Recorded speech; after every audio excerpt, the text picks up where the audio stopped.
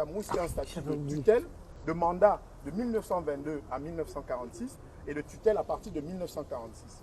Les Camerounais ont été administrés sauvagement par la France coloniale avec le travail forcé et surtout, mes frères et sœurs, et surtout les agents, les officiers de police que vous êtes, la France a retiré une part de l'âme aux Camerounais. Le royaume Bamoun est privé aujourd'hui de l'un de ses principaux objets. C'est-à-dire que le trône du 11e roi des Bamoun se retrouve séquestré au musée du Quai Branly depuis 1935 dans les collections de la France. Parce que vous savez que le Code du patrimoine en France dit que les objets d'art sont imprescriptibles, inaliénables et incessibles. C'est le droit de la force et non la force du droit. Pourquoi? Parce que le trône du 11e roi des Bamoun, c'est un trône en l'honneur de sa mère et de sa grand-mère. Ça s'appelle Mandou Yenou. Et quand un Africain comme moi, Zoulou, se rend compte qu'un de ses ancêtres africains a son trône qui se retrouve au musée du Quai Branly, qui s'appelle le Mandou Yenou, il se demande ce que ça fait là-bas.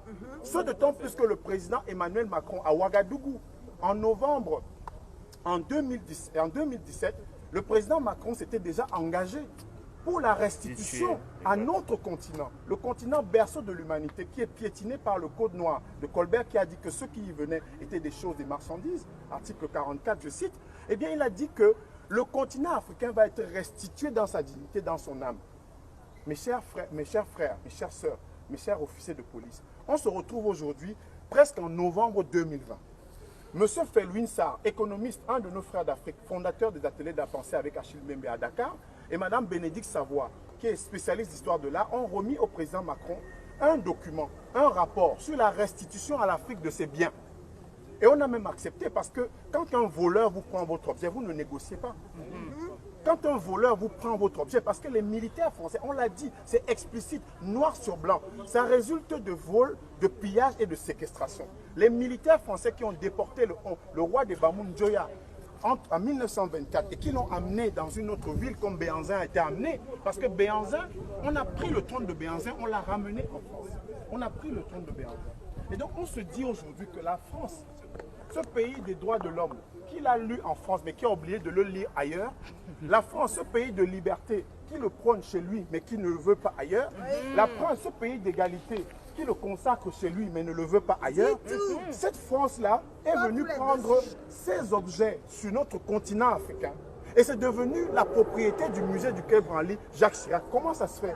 Comment ça se fait que la reine Bangwa, vendue 3 millions de dollars, vous connaissez Bangwa? Bangwa, c'est l'ouest du Cameroun, mes frères et sœurs. L'ouest du Cameroun, c'est comme beaucoup de régions Cameroun pauvres. Et on retrouve la reine Bangwa au Quai Branly aujourd'hui, 3 millions de dollars.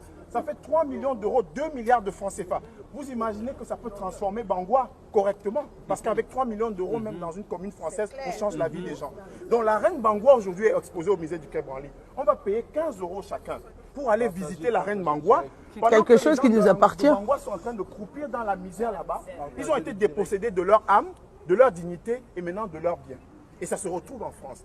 Donc c'est pour ça que quand vous voyez tout ce monde, qui ne sont pas des sauvages, qui ne sont pas des oisifs, qui ne sont pas des gens, comme on dit, méchants, parce que c'est des Africains noirs, nègres, qui sont dans des coteries de mouvements de revendication communautaristes.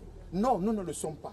Nous sommes simplement venus dire qu'un dimanche matin, un homme, un enfant de l'Afrique, qui vient dire au président du musée du Quai Branly, c'était Stéphane Martin avant, maintenant c'est un néo-calédonien français qui est devenu président, vraiment pour colorer un peu l'image du Quai Branly, eh bien, on est en train de dire que ce matin, moi, Zoulou peut entrer en prison.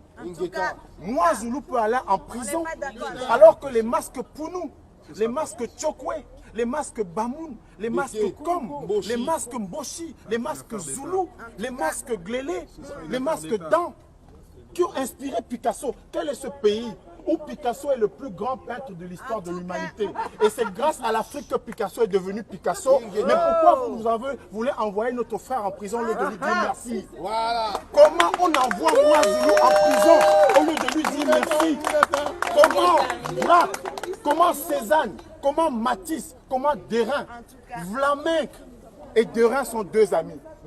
Vlaminck a découvert à Argenteuil dans un bar à Argenteuil, dans ce pays, la France, le pays des droits de l'homme, Vlaminck et Derain. Vlaminck découvre un objet qui a été pillé par des militaires français en Côte d'Ivoire. Des masques dents. Et Vlaminck, oui, Vlaminck prend. Continue, mon frère. Vlaminck prend l'objet d'art africain dans de Côte d'Ivoire.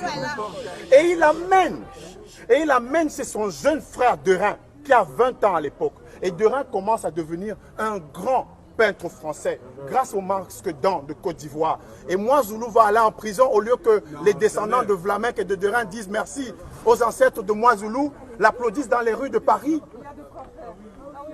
Mais comment ça se fait que la France de Macron, la France éternelle, la France de ses lumières, la France de Voltaire qui a écrit, la France de Victor Hugo et de Montesquieu. Monsieur, s'il vous plaît, il parle à cause de vous, c'est pour vous expliquer pourquoi on est là. Hein. Voilà, comment ça se fait que cette France-là, veuille mettre notre frère, notre fils, ce descendant des Mabéas. Vous connaissez les Mabéas? Les Mabéas, c'est au sud du Cameroun. Vous connaissez les Sénoufous? Les Sénoufous, c'est au nord de la Côte d'Ivoire. Le masque le plus cher de l'histoire de l'humanité, le masque africain le plus cher, vient du pays Sénoufou. C'est au nord de la Côte d'Ivoire, à Bouaké.